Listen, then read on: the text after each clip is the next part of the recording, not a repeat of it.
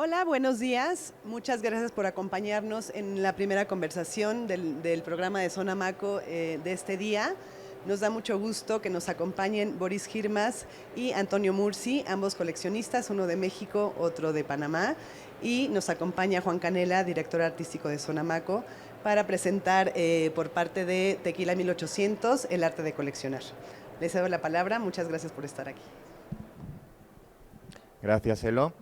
Muchas gracias a todas y a todos por estar aquí y muchas gracias sobre todo también a Antonio y a Boris por prestarse a tener esta conversación. Gracias también a Tequila 1800, Cuervo, que desde hace años viene colaborando con la feria. Acabamos de dar antes un premio que vienen dando también desde hace años a varios artistas mostrando en la feria y un compromiso de la marca con el coleccionar, con el coleccionismo. Y desde hace años también se vienen organizando esta serie de charlas y de conversaciones en torno a lo que significa coleccionar, ¿no? A distintas conversaciones con personas que están cercanas o están metidas en lo que sería el coleccionismo. Y eso es lo que vamos a hacer hoy, conversar un poquito con estos dos coleccionistas, que creo que son coleccionistas que llevan años de recorrido haciendo colecciones interesantes y la idea es esa, conversar un poquito y saber un poco más de qué es coleccionar y qué significa coleccionar, qué es el coleccionismo y qué es una colección, porque todo el mundo tiene una idea en la cabeza, ¿no?, de qué es una colección. Una colección son cosas que vamos poniendo juntas, pero dentro de eso la cosa luego se va complejizando y vamos a tratar de entrar un poquito en eso. Entonces yo, para comenzar, quería simplemente pediros si os podéis presentar y que nos contéis un poco vuestra relación con eso que es el coleccionismo y cómo definiríais qué es una colección.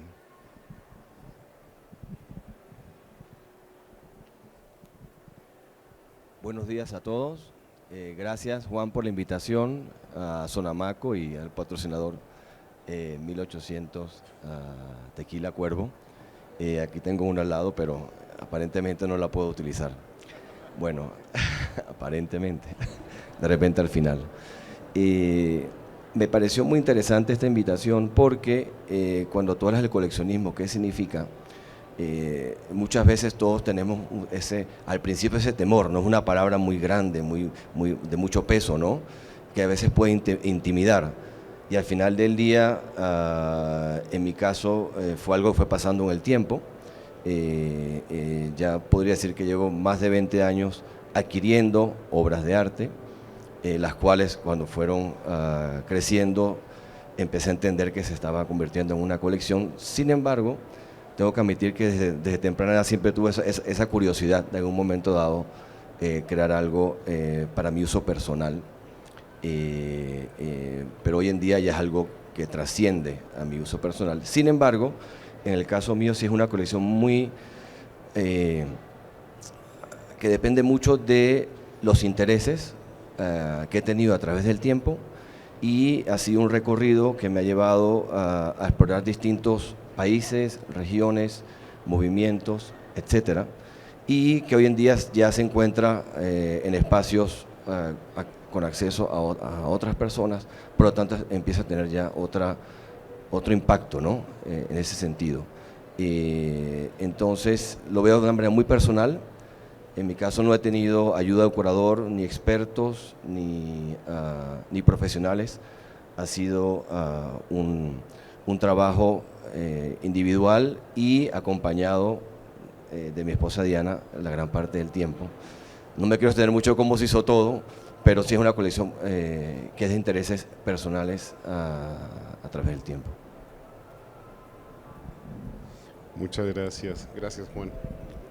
Un gusto estar acá con ustedes. También muchas gracias a Tequila 1800. He tenido el gusto de ser jurado del premio por varios años.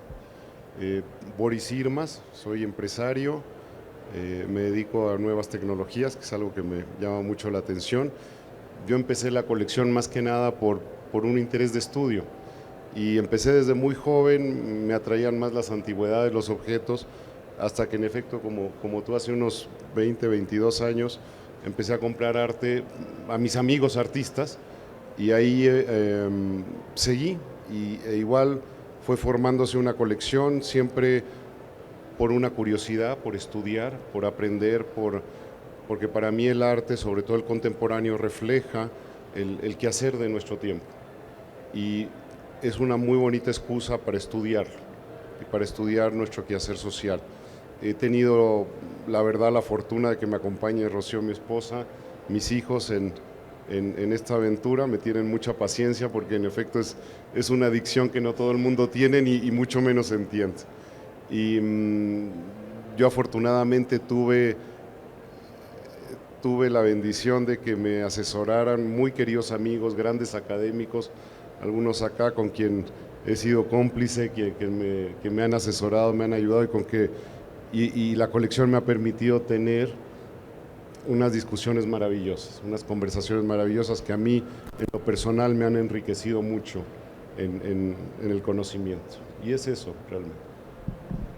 Igual al ser, yo creo que nuestras colecciones no institucionales reflejan un gusto muy personal y reflejan un gusto que va variando en el tiempo como pasa con todas las personas. Eso es, creo que un punto súper interesante. Como bien decías, una colección institucional quizá tiene un carácter distinto porque tiene que reflejar, al final obviamente también siempre hay una subjetividad detrás de las personas que están en cada momento en la institución, pero hay un mandato institucional que va conformando. En el caso de las colecciones privadas, lo subjetivo tiene un peso muy grande, ¿no? Los gustos, las preocupaciones, los intereses de cada persona y cómo esos van cambiando en el tiempo. Los dos habéis aludido a eso. Obviamente lo que quizá os interesaba hace 20 años es distinto de lo que os interesa hoy. Los intereses van cambiando y supongo que van cambiando también las obras que vais adquiriendo, los artistas que os van interesando. En ese sentido, quería preguntaros, como echando un poco la vista atrás en los inicios, ¿cómo se empieza? O sea, ¿cuál es el primer interés, el primer momento que dices, me está interesando el arte, tengo amigos artistas, voy a comprar una obra? ¿Cuáles son esos intereses que había entonces ahí para empezar a comprar? Y una de esas obras del inicio que os acordéis que fue importante para después lo que vino después.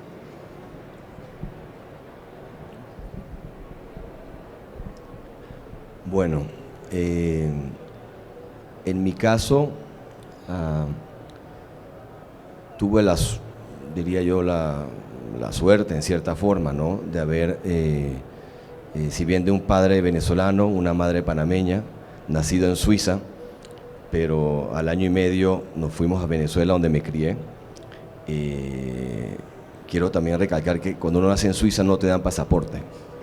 Hoy en día que hablamos del tema de la diáspora y la identidad y de los orígenes, y ya pues nací en un sitio que no me reconocía como parte del territorio, ¿no? Y bueno, entonces creciendo en Venezuela sí tuve esa suerte de tener un contacto directo con el arte contemporáneo y el arte moderno, tanto en espacios públicos como en museos, colecciones privadas, en la familia. Una persona muy cercana a mí, que era mi abuela, ella atesoraba de manera importante tanto objetos como obras de arte de la familia, pues, que habían sido mantenidas a través del tiempo. Ese entendimiento de lo que es un legado también para mí fue importante. Y después de haber criado en Venezuela, viví en Suiza, donde estudié y trabajé, y también tuve acceso y contacto directo, pues más con el arte contemporáneo, pero siempre de una manera experimentarlo como un visitante, como una persona, un espectador, no pensando en el coleccionismo como tal. Y cuando me mudo a Miami, tenía como 30 años, creo yo, ya Miami empezaba a tener ese protagonismo como un centro para la comercialización del arte a través de las ferias, ¿no? Entonces, un producto aquí de Sonamaco, yo soy de esos que hace 20 años empezaron a recorrer las galerías y a descubrir qué estaba pasando, no solamente localmente, sino en la región y en el mundo.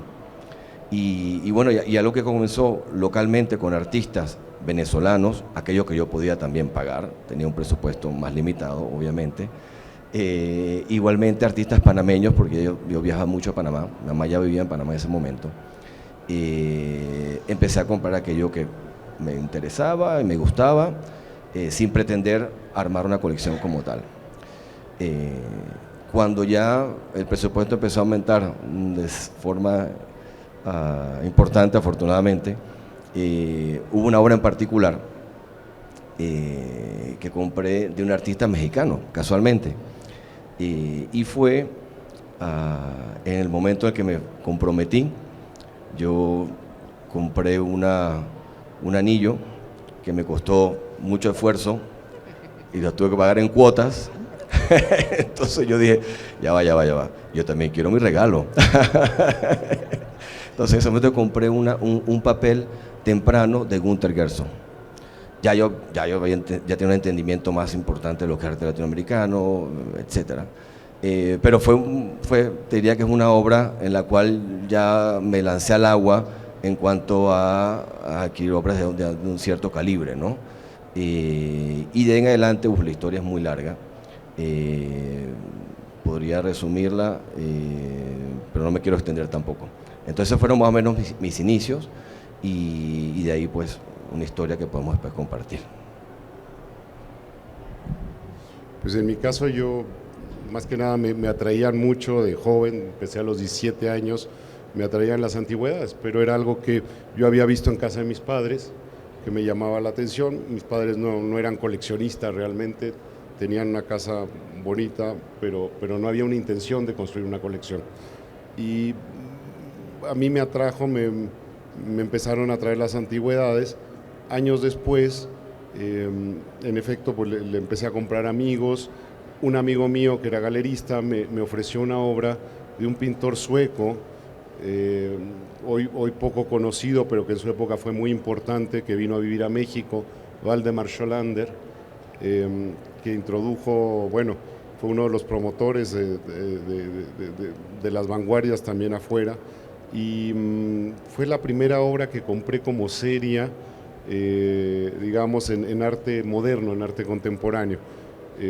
Hoy en día, muy querida amiga Paloma Torres tiene una exposición en el Museo Caluz. Ella también me ayudó a entender dónde tenía que estudiar, dónde tenía que abrevar, y le compré obra.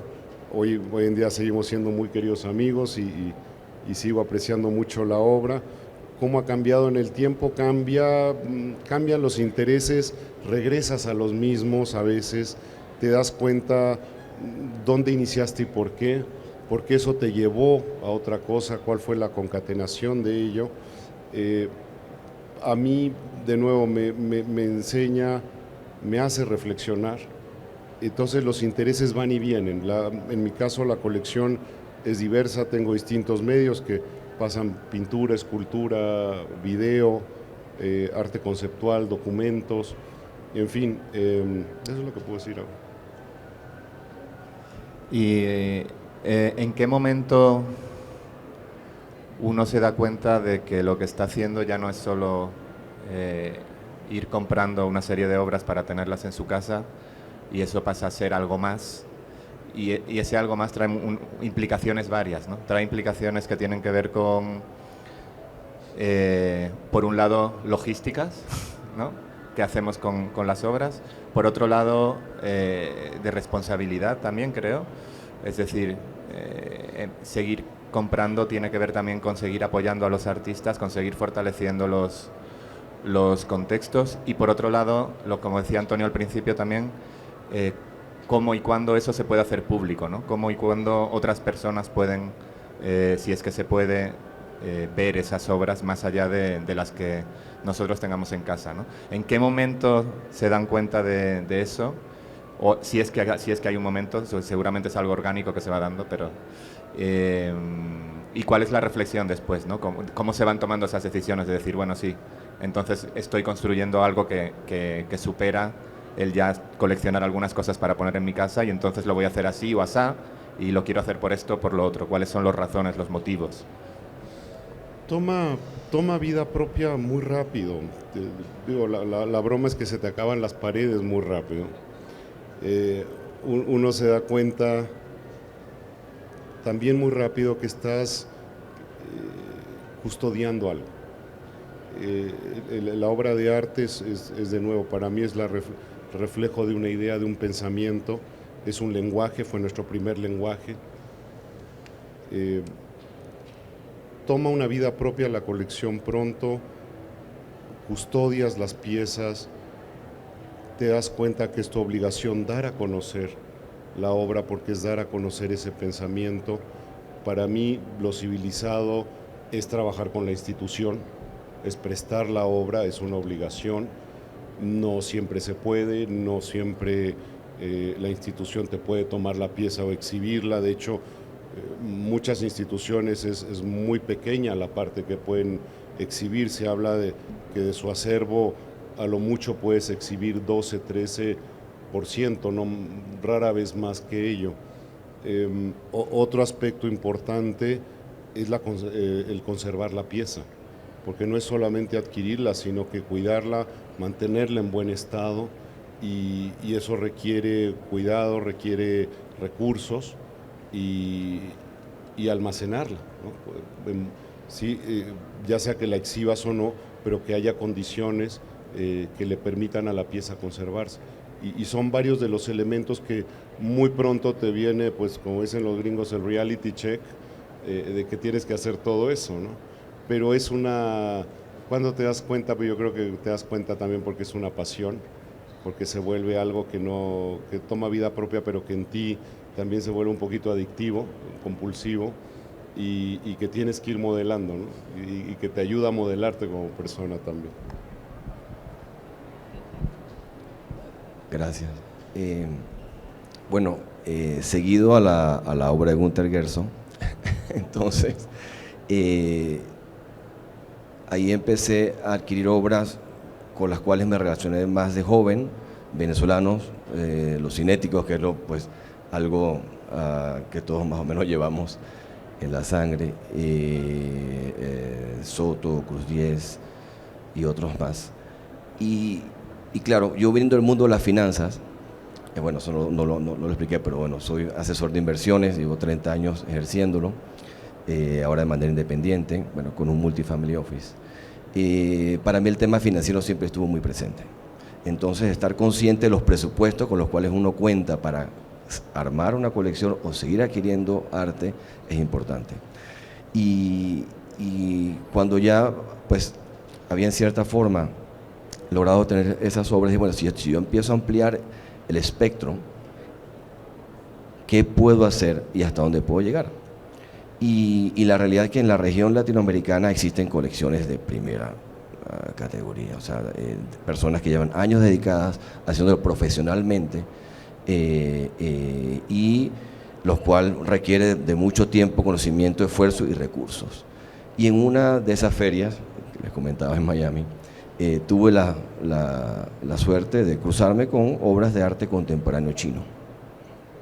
Y soy muchas veces lanzarme primero, investigar, sobre todo en aquella época, y adquirí 2 obras, el último día de la feria, bien negociadas, que hoy en día ya no hago, soy mucho más fácil que antes, y a raíz de eso empecé a investigar, lo cual es todo el tema de la investigación. A mí me gusta mucho la investigación. Limitada, entiendo que yo no soy académico, ni historiador del arte, ni tengo esa experiencia, pero algo que también uno viendo de las finanzas, uno se la pasa investigando compañías, sectores, países, etcétera, ¿no? Entonces, cuando empecé a entender qué estaba pasando en la escena en China, y ajustando a los números, dije, bueno, aquí hay algo que se puede hacer, me gusta, me interesa y tengo los recursos para crear algo distinto. Me gusta mucho también ver hacia donde la gente no está viendo. Trato de no seguir tendencias, aunque muchas veces caigo en esa trampa, normal, soy humano, y es parte del proceso. Y tuve la suerte de ir a un viaje y poder ir a ver las galerías y los artistas de primera mano. Y aquello, la verdad, fue todo un mundo. El año 94, hace ya casi 20 años. Y pues empecé a adquirir obras de aquellos que yo, haciendo investigación, hice la lista, pienso que este es importante por esto y esto, y tratando de adquirir de cada artista la obra más relevante y que me interese en lo personal, y de la manera más rápida posible, porque cuando uno entra en estas áreas de interés que de repente se convierten en tendencias globales, pues empieza el problema de los precios, del acceso, disponibilidad, etcétera, y lo que terminaba pasando es que empezaba a sacrificar la calidad de la obra o el artista que quería por otros artistas. No es que sean peores, pero no es necesariamente aquello que se quisiera hacer por ese afán de querer seguir construyendo una colección a través de ese tema. Y eso es lo que he venido aplicando en el tiempo con otras partes de la colección. Y ya en ese momento no había espacio en mi casa, no había espacio en la oficina, ya empezamos con los problemas de depósito, el depósito que está acondicionado, no está acondicionado, la obra que se perdió, la obra que te dañaron, y bueno, cada pedacito de eso es como si hicieran un rasguño aquí, un rasguño allá, pero bueno, es parte de estar en el ruedo, como digo yo, ¿no? Sí, en cierta forma. Algo que es importante entender, porque se asocia muy rápido el arte, la obra de arte, la adquisición y la colección al tema de presupuesto. Y todo el mundo piensa que una buena colección se hace con un gran presupuesto. Esto no es así. Incluso si hubiese, es mucho más disciplina. Si incluso uno tuviese un presupuesto descomunal, hay colecciones que hoy en día ya no se pueden hacer. Hay obra de arte que no puedes adquirir, por más que tuvieras todo el presupuesto del mundo, porque esa obra de arte ya está en instituciones. Ese es un extremo. El otro es que grandes colecciones se han hecho por gente que ha tenido presupuestos muy modestos. Gente con sueldos de bibliotecario, de profesor, de empleado postal, han sido coleccionistas famosísimos en Europa, en Estados Unidos, que han construido colecciones con mucha disciplina y con un presupuesto muy bajo. Entonces, algo que es interesante entender es que cualquiera tiene que haber más el gusto y la disposición. Ser coleccionista no es para todo el mundo, ni tendría que ser para todo el mundo, pero adquirir una buena obra de arte está mucho más basado en estudiar, en ver, en preguntar, que en un presupuesto. Se puede adquirir estupendas obras de arte por precios bajos si uno se anticipa, si uno hace la tarea, y grandes colecciones en el mundo se han hecho de veras con unos presupuestos muy muy bajos. Es importante porque hoy en día, a propósito de la inflación, de cómo está el mundo, de toda esta moda en el arte, se equipara a que las colecciones cuestan muchísimo dinero, que es para gente con recursos ilimitados, y realmente ese no es el caso. Un verdadero coleccionista es mucho más el gusto por anticiparse, como bien has dicho tú, y hacer la tarea, y bueno, te alcanzó el mercado, que bien, va otra cosa, no pasa nada. Y hay que entender al revés, cuando a lo mejor se te fue ese barco y investigas por otro lado. Yo quisiera agregar que exactamente eso ha sido la evolución, y por eso si vamos viendo las categorías y los grupos que se han formado en el tiempo, reflejan mucho eso que tú acabas de mencionar actualmente. Sí. Querría ahondar un poquito más en la parte de investigación que los dos habéis comentado varias veces, y que obviamente tiene un peso importante en, como decía Boris, en cómo se conforma una colección, más allá del presupuesto, sea este grande o pequeño, esa investigación detrás y esos intereses, y cómo se hace ese trabajo primero de entender qué es lo que te interesa, y luego de entender eso que te interesa, pues cuáles son los artistas, dónde están, cómo funcionan, cómo se hace ese trabajo de investigación. Hay una parte que se hace solo, hay una parte que se hace con otras personas. Antonio hablaba también del viaje, de ir y conocer a los artistas, que creo que también es una parte importante. creo que veo muchas similitudes también con el trabajo que hacemos los curadores, ¿no? de investigación respecto a las obras, a los artistas y a los contextos. No sé si me pueden contar un poquito más, como, en su caso, cómo se hace ese proceso de investigación. Pues yo creo, Juan, que en primer lugar siempre tiene que haber una experiencia estética, te tiene que atraer. Aunque estés hablando de una obra de arte conceptual, tiene que haber un componente estético de atracción, tiene que haber una atracción por la idea, por lo que es un lenguaje el arte. ¿Y por qué es importante? Y aquí voy a hacer un paréntesis. No se está enseñando el suficiente arte en nuestras escuelas a lo largo del sistema educativo y se tiende a ver el arte como un elemento frívolo, elemento superficial, accesorio. No lo es. Es un lenguaje igual que el literario, igual que el matemático, los antecede, y el arte lo que enseña, lo más importante que enseña el arte es la creatividad. Y la creatividad lo que te enseña y te permite es la solución de problemas, del área que uno venga, seas médico, contador, financiero, artista, académico, la vida te va a traer problemas que vas a tener que resolver. El arte te enseña creatividad y la creatividad te permite resolver problemas, te permite pensar distinto y te permite llegar a soluciones en tu vida. Esa es la gran lección que te da el arte y que tendría que estar permeada en todo nuestro sistema educativo. Eso que hace un coleccionista lo tendríamos que hacer todos, en general, a todas las edades. ¿Y por qué? Porque es la curiosidad humana.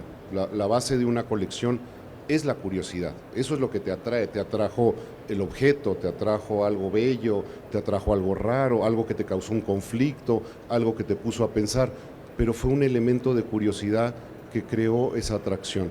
Y ahí, bueno, pues empiezas a jalar el hilito y a dónde llegas, bueno, ya no se sabe, porque puede haber viajes, estudio, lo más rico de todo, conocer personas y conversar con ellas, y eso es lo maravilloso de nuestro arte contemporáneo, que tienes la posibilidad de comunicarte con otros actores de la sociedad, con personas que tienen mucho que contarte y mucho que aportarte, que a lo mejor de otra manera no entrarías en contacto con ellos. Y eso es lo más enriquecedor como persona.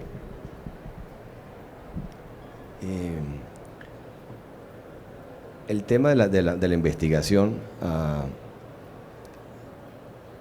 trato de adquirir la mayor cantidad de libros sobre el tema que me interese, o la región o movimiento en particular, y a través de esa lectura, de ese conocimiento y descubrimiento, porque hay que decir que hay tanto material que es muy difícil de digerir rápidamente, así que en eso, en mi caso, no logro profundizarlo todo.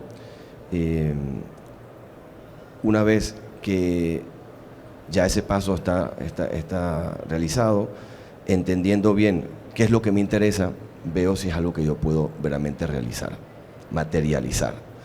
Y luego viene el tema de identificar cuáles son los artistas y cómo llegarle a las obras de esos artistas, cuáles son los medios, ya sea galerías, ferias, ya sea subastas, ya sea a través de dealers, y ya sea también a través de viajes y conocimiento de personas y actores relacionados con ese tema, ¿no?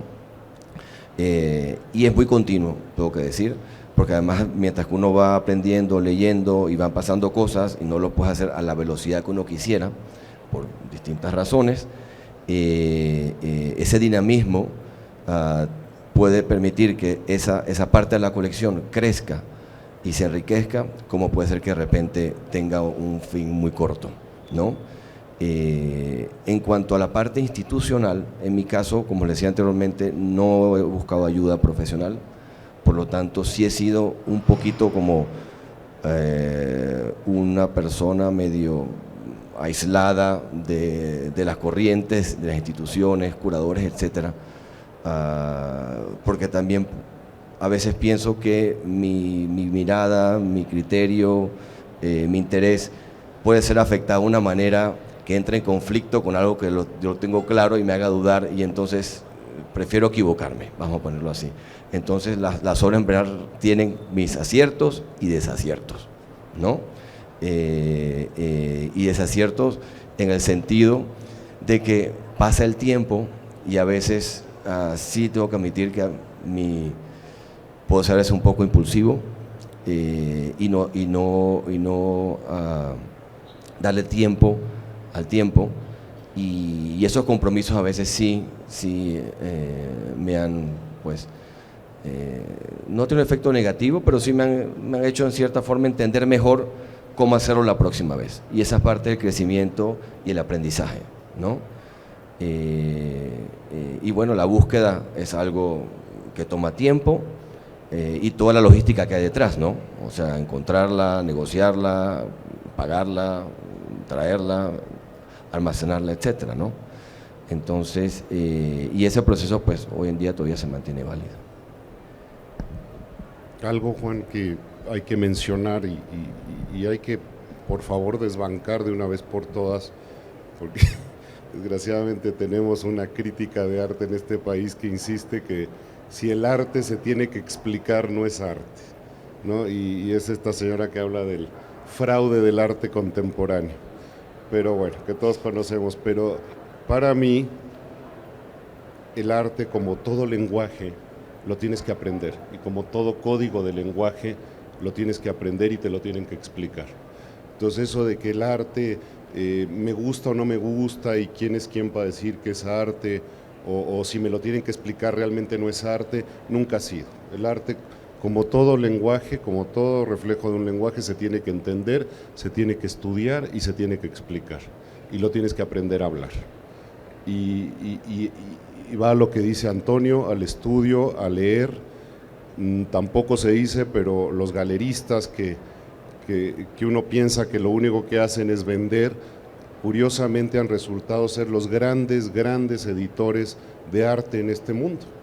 Los grandes editores de temas de arte son las galerías, y a Dios gracias, porque las publicaciones que han salido, sí de las instituciones, sí de la academia, sí de los museos, pero grandes publicaciones han sido obra de los galeristas, son los grandes publishers de nuestra época, y eso hay que estar muy agradecido con ellos, porque lo hacen, no necesariamente es negocio. Uno pensaría que publican el catálogo y van a vender todo, muchas veces lo hacen más que nada por dar a conocer la obra. Son los grandes promotores de conocimiento, y no se habla mucho de eso. Uno piensa que el conocimiento lo difunde la academia, lo difunde solamente la institución, y hay muchos otros actores en la sociedad, coleccionistas, galerías y demás, que permiten que se dé a conocer por medio de publicaciones y de charlas como esta, das a conocer las cosas, y eso es muy importante. Sí, en ese sentido Perdón, en trabajo con la academia, obviamente, porque tiene que haber un trabajo serio de investigación detrás. Tiene que haber esa mancuerna. En ese sentido me interesa ese punto, Boris, como la relación con las galerías. Creo que las galerías obviamente son actores importantísimos en el engranaje del ecosistema artístico. Estamos en la feria, que es esa plataforma donde tantas galerías de distintas partes del mundo vienen a mostrar el trabajo de los artistas. Pero el trabajo de las galerías es importantísimo para el desarrollo de las prácticas de los artistas, ¿no? El apoyo que hacen continuado en el tiempo del día a día del artista, creo que es un trabajo esencial, como tú decías. No solo la venta, ¿no? Porque obviamente hay una parte importante que es el intercambio económico, pero hay todo un trabajo detrás de acompañamiento del artista, de producción de exposiciones, de apoyo para que ese artista llegue a las instituciones, de publicar los libros y los textos, como tú decías, de un apoyo también intelectual detrás, de una suerte de curaduría también desde las galerías con los artistas. Y me interesa también la relación de las galerías con los coleccionistas. ¿Cómo es esa relación? ¿Cómo habéis tenido? Seguramente tenéis algunas galerías con las que tenéis más relación, más contacto, más diálogo. ¿Cómo se dan esas conversaciones? Porque como tú decías, muchas veces uno ve o hay una imagen general del galerista como uno que vende y el coleccionista como uno que compra, ¿no? Y creo que hay mucho más de eso en los dos roles. Mira, en efecto, a ver, a uno no sé, hay un ecosistema. En esta feria vienen las galerías, uno pensaría que, hombre, es solamente un elemento de compraventa, pero ¿qué te permite esta feria? Reunir a gente, como lo hace cualquier feria, y han sido las funciones de los mercados y de las ferias a lo largo de la historia de la humanidad, de reunir gentes de partes lejanas en un solo lugar y permitir el intercambio de ideas, el diálogo. Eso es lo más enriquecedor de la feria, que hay un elemento de transacción. Desde luego, el artista, como cualquier otra persona en la sociedad, tiene que vivir de su trabajo y tiene que asociarse con otra gente que sepa colocar, vender el trabajo para que le permita continuar con su práctica y vivir de ello. Y nadie vive por amor al arte, nadie vive de aire, todos tenemos que pagar al final del día la cuenta del súper y el artista no es excepción. La galería, en efecto, es un lugar donde se venden objetos, se vende obra de arte, es así, pero es mucho más que eso. De nuevo, son editores, son promotores, es gente que realmente cree en el artista. Una galería seria no tendría un artista en el que no cree en su práctica, en el que no cree en su trabajo. Por eso no pueden tomar a cualquier artista. Tiene que haber, igual que con el coleccionista y con el académico, porque también quien sigue la práctica del artista es la academia, son los curadores, son los críticos de arte, son los investigadores. Hay todo un engranaje, hay todo un ecosistema completo que permite, como en cualquier otro medio, que se dé la circulación del conocimiento, del arte, de la obra. La galería es uno de ellos. Hay, como es natural, tienes a lo mejor una complicidad con unas galerías más que con otras, pero el trabajo es serio, debe serlo, y siempre está ahí y se nota. Las galerías son esenciales, definitivamente. Hay hay personas a través del tiempo que han tratado de desmantelar el sistema de las galerías, en el sentido de atacar frontalmente el modelo de la galería. Yo pienso, igual que Boris, la galería es esencial en la promoción de la carrera de un artista, es un actor principal en el ecosistema del arte. Yo casi todas las obras que he comprado a través del tiempo son a través de galerías, a veces subastas, y directamente el artista prácticamente, o sea, muy pocas veces, no suelo hacer aquello. Y también, además de eso, lo que sí hay, ¿verdad?, es que hay galerías y galerías, como todo, ¿no?, como todo negocio. Aprecio mucho cuando el galerista es el dueño, cuando es el modelo más o menos como a la antigua, donde el que te atiende es el jefe y el dueño de la galería, y hay una relación muy estrecha con sus artistas y conversaciones muy íntimas que se generan, y en realidad es una relación que uno tiene.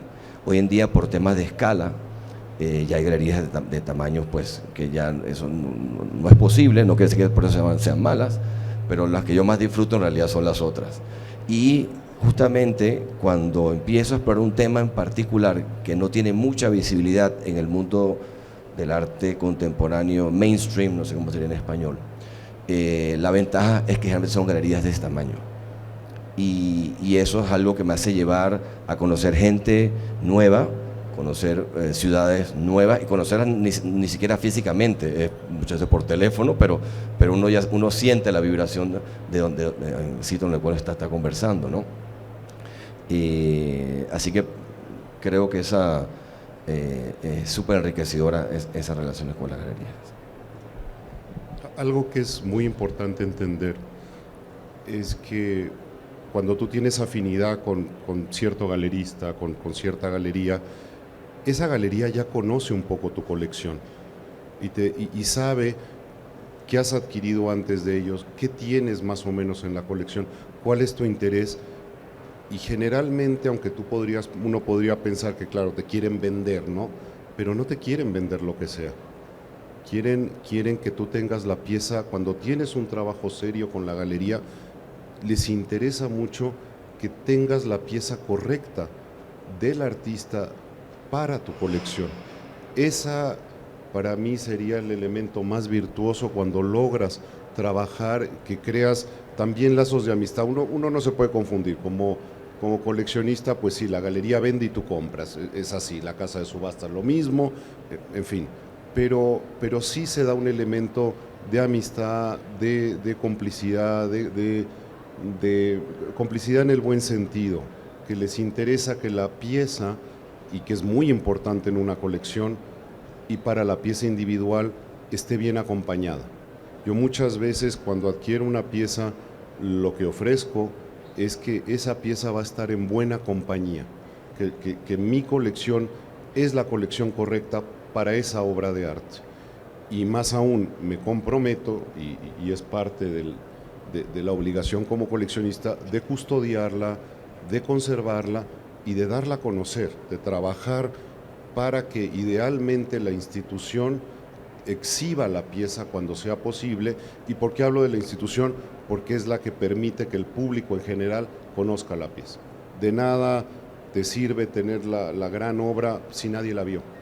Es muy triste, eso es muy empobrecedor, muy pobre más bien. Y es lo que yo...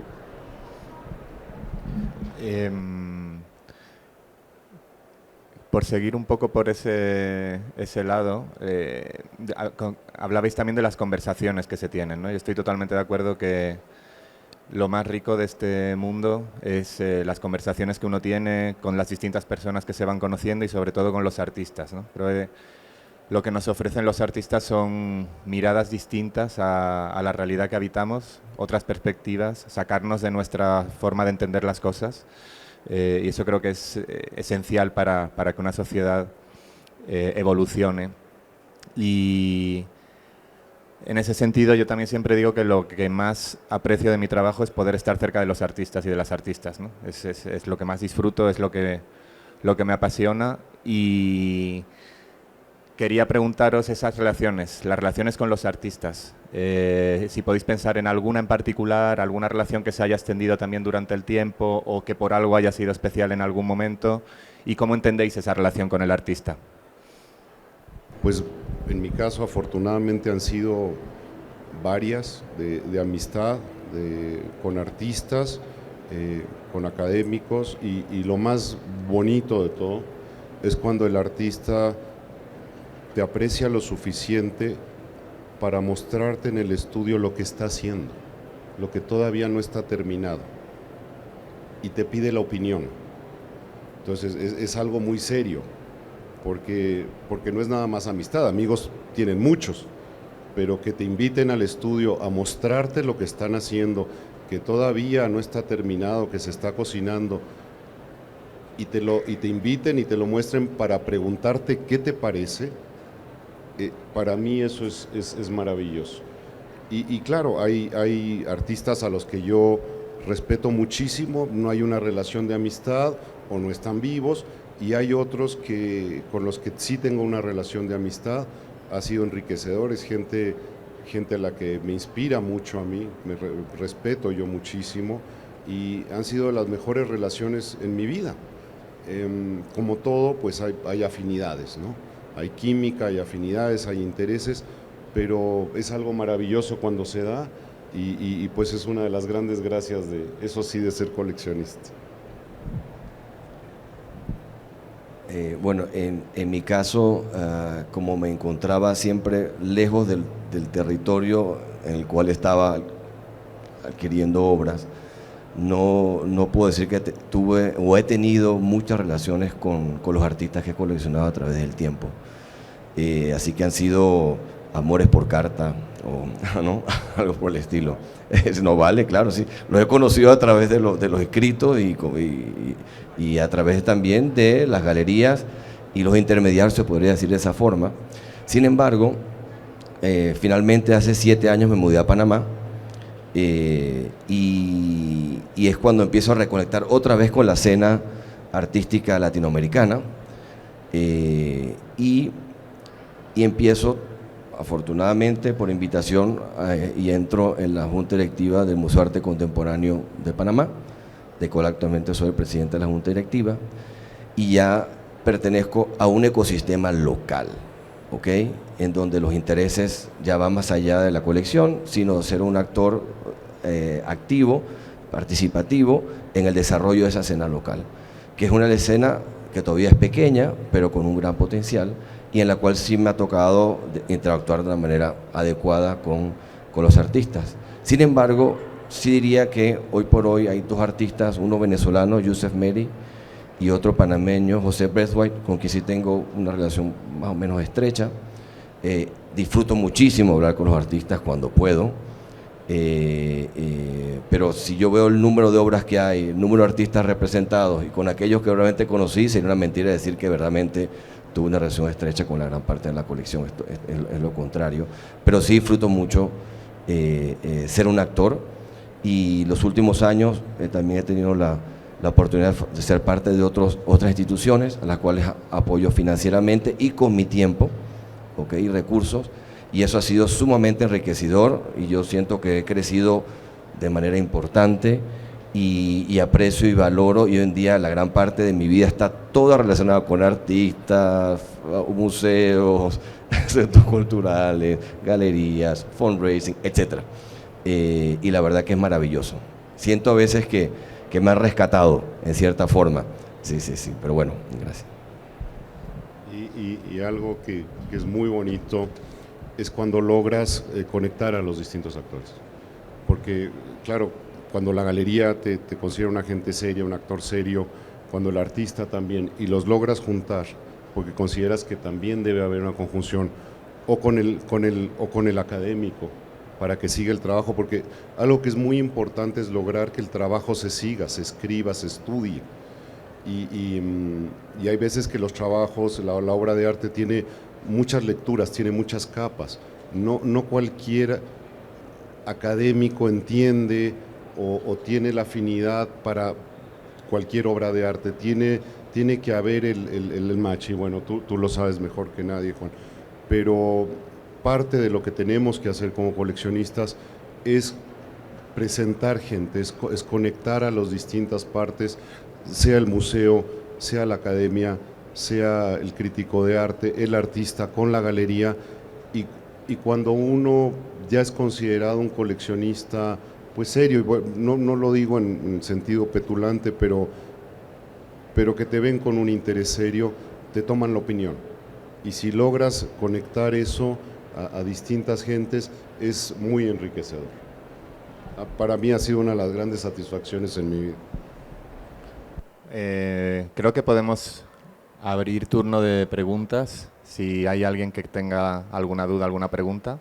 Creo que es una forma muy bonita de ir terminando la conversación, porque estabais hablando los dos de algo que quería tocar al final, pero que hemos llegado naturalmente a ello, que es la responsabilidad del coleccionista, ¿no? Como todo eso que está alrededor de ser coleccionista, que supera el solo hecho de comprar la obra, ¿no? Como decís, cómo se promociona, cómo se conecta, cómo se trabaja con las instituciones, la importancia que tiene el agente, el coleccionista como agente dentro del engranaje artístico. Y creo que ha quedado de manifiesto en lo que decíais en la última intervención, y bueno, creo que es bien importante que se entiendan esas complejidades que tienen los distintos roles dentro del mundo del arte, y poder salir un poco de esas simplificaciones que acabamos a veces para que se entienda la importancia, ¿no? No sé si alguien tiene preguntas. Sí.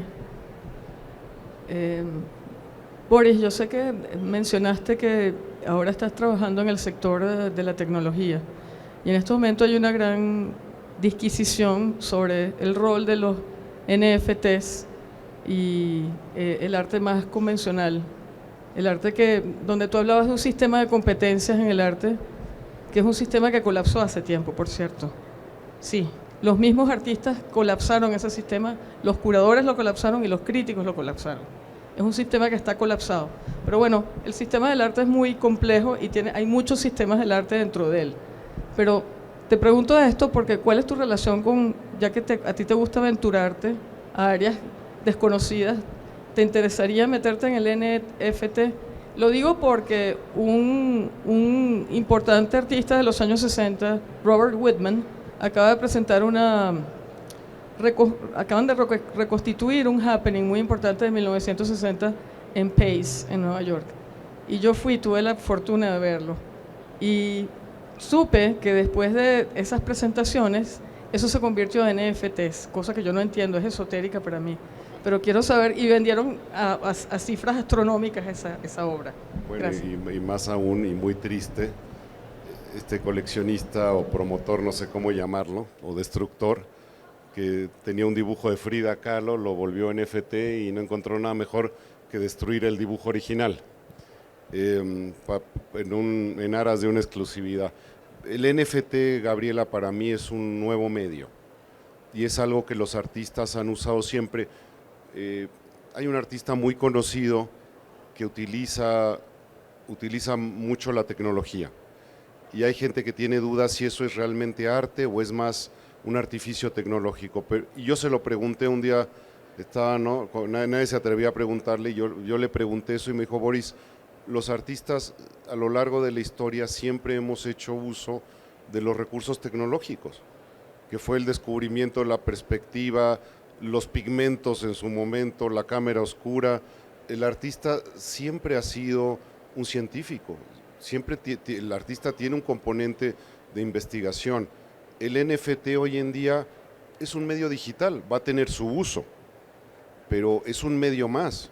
No veo, por más que hablen del metaverso, que vamos a digitalizarnos todos, porque, bueno, en primer lugar pienso que primero tenemos que arreglar este mundo antes de pensar en irnos a otro a destruirlo. Mejor arreglemos en vez de fugarnos al metaverso, pero es una opinión muy personal.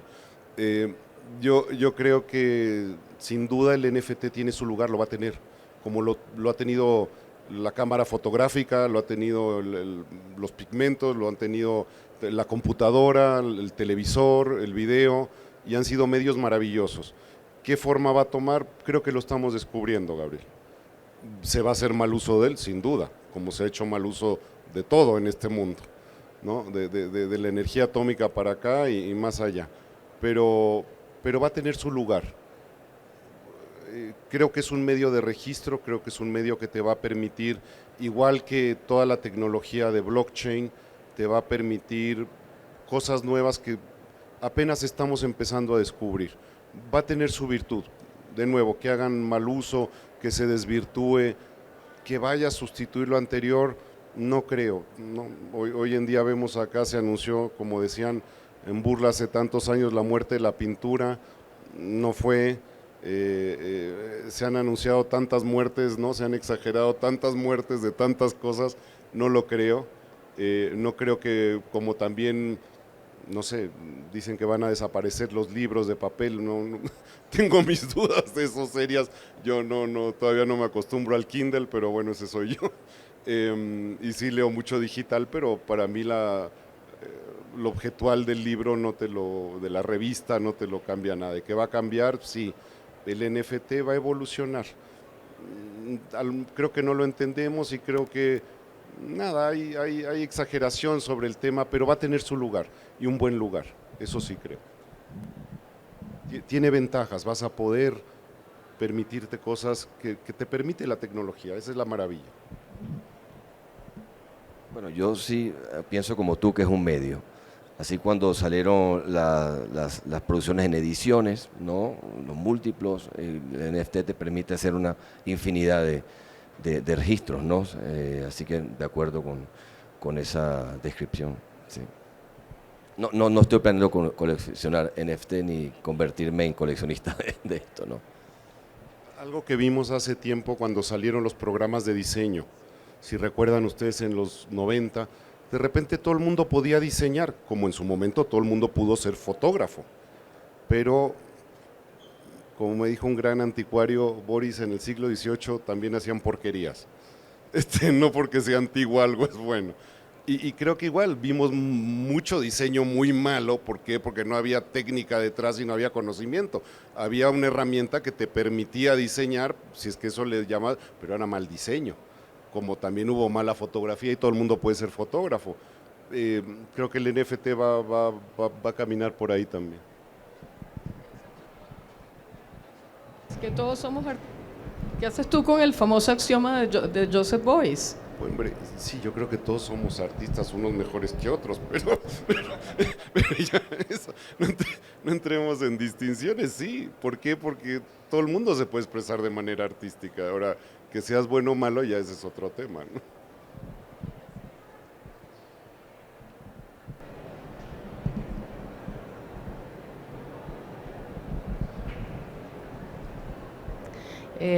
Bueno, hablando sobre las colecciones, hay muchas personas adultas jóvenes que estamos interesadas en coleccionar piezas de arte, como hablaban, bien por el gusto de tenerlas y verlas en casa, pero también para verlas como una inversión a futuro, ¿no?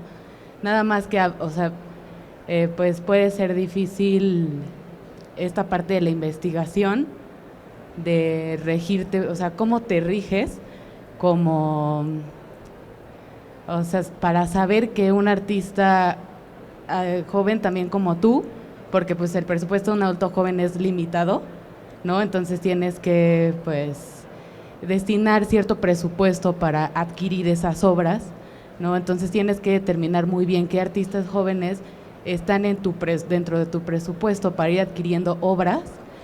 Y bueno, a partir de esto, ¿ustedes qué consejos le darían a los adultos jóvenes para empezar una colección con poco presupuesto? Aparte de lo que mencionaban de la investigación, de adelantarse a ver cómo puedes llegar a la obra, de revisar tu presupuesto y de almacenar, bueno, dónde la vas a almacenar.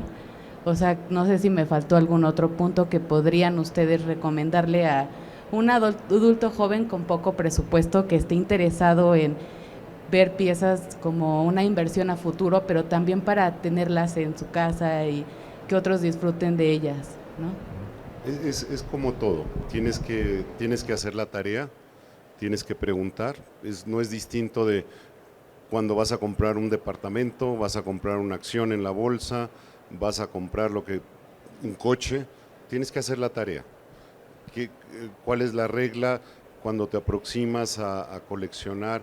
Y hago la distinción de nuevo, coleccionar, puedes tener unas cuantas piezas en tu casa, no necesariamente es una colección, no tiene que serlo.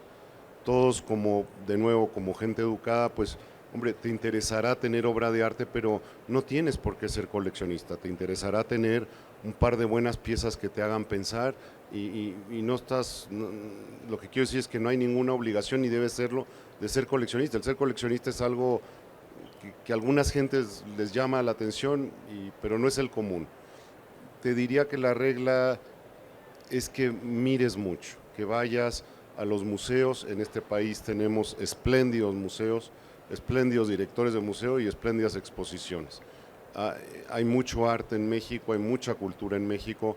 Mi consejo es que te tomes el tiempo de recorrer las muestras de arte para que entiendas, sobre todo, entiendas tu propio gusto, qué te llama a ti la atención, qué es para ti, porque lo importante de la obra de arte, y es lo que hemos dicho acá con Antonio, es que vas a vivir con ella.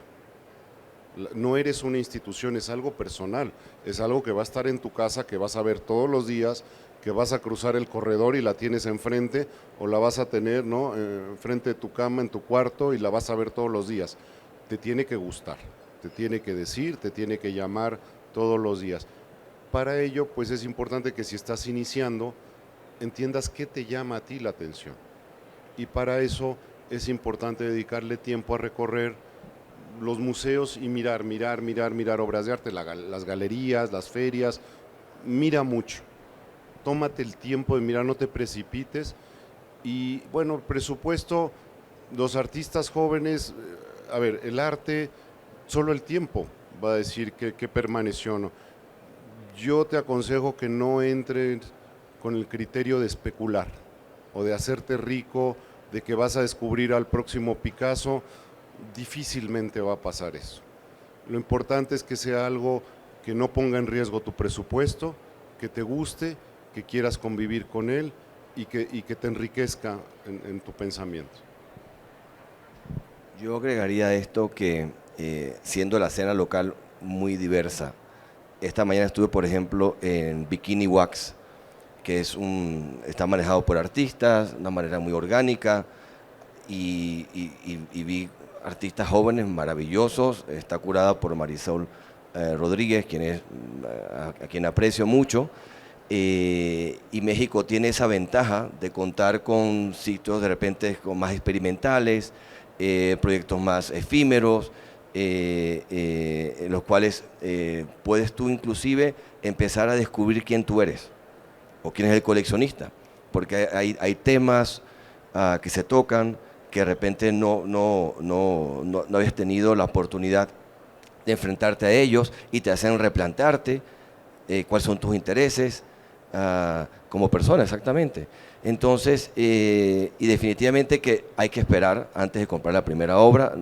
Yo no soy un buen ejemplo de esos, pero la realidad es que entre más tiempo le dediques a conocerte a ti misma, a conocer tus intereses, tu entorno, tu país, tu sociedad, tu cultura, la política, etcétera, irás viendo qué tipo de arte es el que conecta contigo.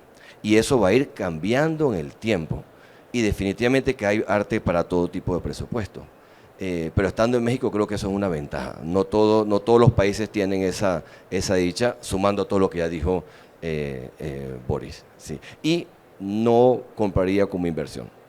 Aunque no puedo decir que no lo haya hecho, no especular. Sí, porque al final del día, cuando inviertes en artistas jóvenes, puede pasar cualquier cosa. Ese artista puede un día dejar de producir, se puede ir para otro lado, la gente puede perder interés, su práctica dejó de ser relevante, etcétera. Entonces, al final, lo que tú estás adquiriendo es parte de tu vida, es parte de quien tú eres y la historia que tú estás construyendo, independientemente de si eso en un futuro va a ser una fuente de ingresos en un momento dado, ¿no? Esa sería mi recomendación.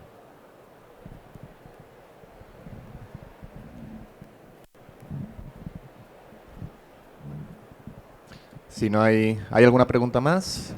Una última, y si no, yo creo que podemos ir terminando. No sé si tenéis algo más que se haya quedado. Bueno, yo les agradezco mucho a los dos, de verdad, la conversación creo que